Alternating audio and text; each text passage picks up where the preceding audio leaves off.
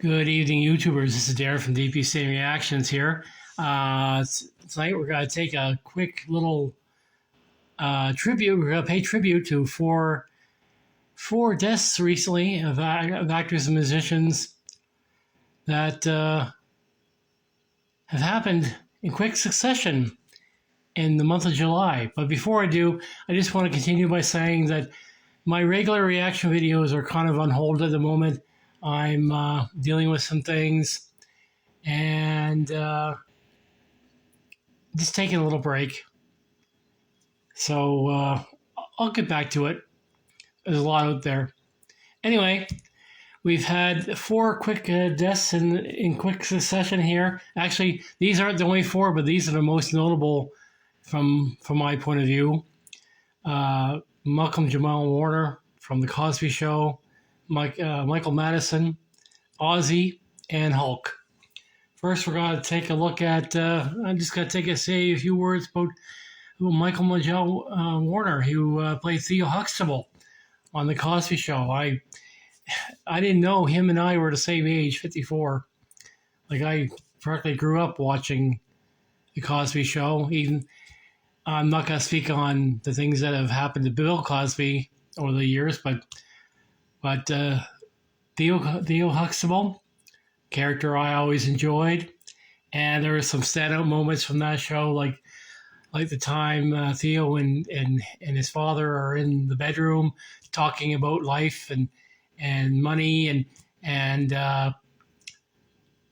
his father Heathcliff, played by Bill Cosby, sobers him up a little bit and basically fixes his not fixes but opens his eyes to reality, especially a reality that we're living in now, where everything costs so much just to live.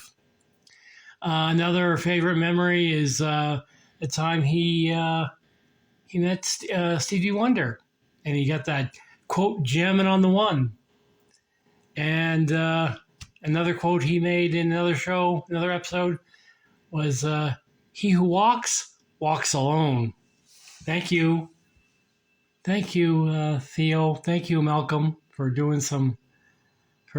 making us think, making us laugh, making us cry. Because it wasn't just there were some serious moments on that show. Another death we experienced was Michael Madison.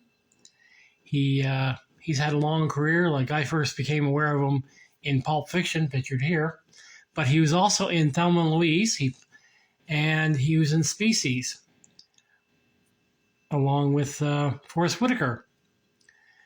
Michael Madison has been a fixture in Quentin Tarantino-verse and Robert Rodriguez, and just an absolute joy. Like that scene where he dances to Stuck in the Middle with You, absolute favorite.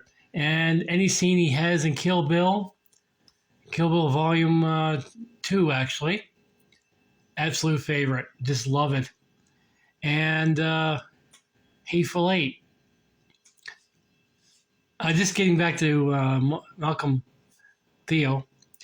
I know he's gone on to do other things since The Cosby Show. I haven't seen any of those, but I know he's been in music as well, and still in acting. But he has quite a he's been in a lot, but he'll always be Theo to me. Anyway, back to Michael Madison. So he was just a rough, gruff kind of guy, and I like this character in Thelma and Louise and Species and anything Quentin Tarantino. And I know in Sin City as well. And I know there's a lot of shows I've missed with him in it. So I'm going to try and look at his movieography. And then there's the Demon of Darkness himself, Ozzy Osbourne. For those of us Gen Xers, some of us may not be able to name his songs, but when we hear them on the radio, we know they're there. We know who they're by. Originally with Black Sabbath, and then he became one of those singers who became more famous on his own. But he's he's reunited with Black Sabbath over the years, and he still toured. He even did that TV show, the so-called reality show with him and his family. Very interesting guy. And up until 17 days, 17 days before his death, he was still going strong, but he was having some health issues. And then there's the infamous Hulk Hogan. I'm not going to talk about the man Hulk. I'm just going to talk about the character because Steve Shives on his channel does a great review of Hulk of the man, not the character. And I'm not going to go into the man because, well, again, Steve Shives already went there, and he did a great job. Hulk Hogan, though, as a kid in the 80s, or a kid and a teenager in the 80s, we all heard about Hulk and Andre the Giant and Hulkamania and all that fun stuff. And he got into a lot of movies. I think he even tried a music video. The thing I remember about him most, well, one of my few favorite moments is his little cameo in Gremlins 2. That was so much fun. And there was that interview he did along with Mr. T, where he took the interviewer and put her in a sleeper hold and knocked him out. He got in trouble for that, of course. And if you watch that video, when the interviewer pops up onto the screen after waking up, you can see a note of concern on Hogan's face. Like he pressed a little too hard. But overall, Hulk Hogan had his place. Like the 1980s and the early 1990s, that was Hogan's time. After that, after the early 90s, it became the Undertaker's time. And I think he should have retired early, but he let it go for a little too long